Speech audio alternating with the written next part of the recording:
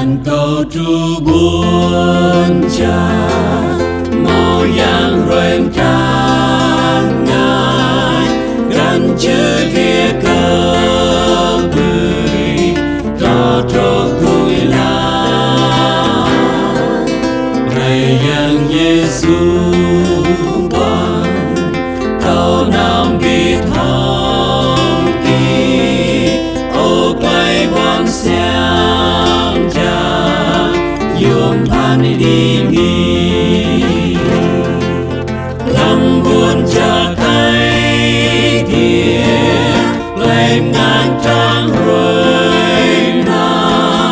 lên ngang yum pan na sang buồn câu na nào Hallelujah câu một lời hợp na nào câu một nhu vì mi Giêsu vật lưu chu cha tuổi nam mặt buông na nào căn tươi cuồng Giêsu tô ta đi lan cầu dù chinh quen ngang ta bỏ hồng thu cơ câu ai biết bác thông nhu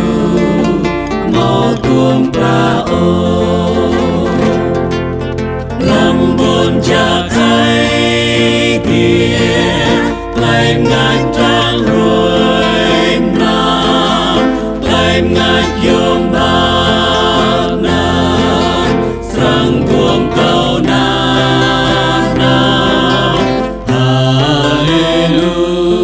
Hallelujah câu một lời hợp na nào câu một nhu vì mi Giêsu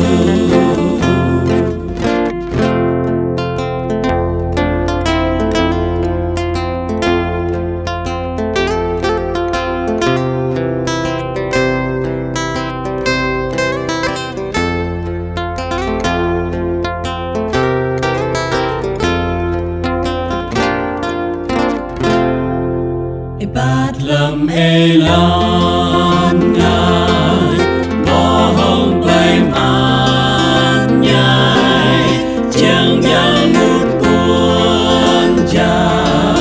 nô khu khu tha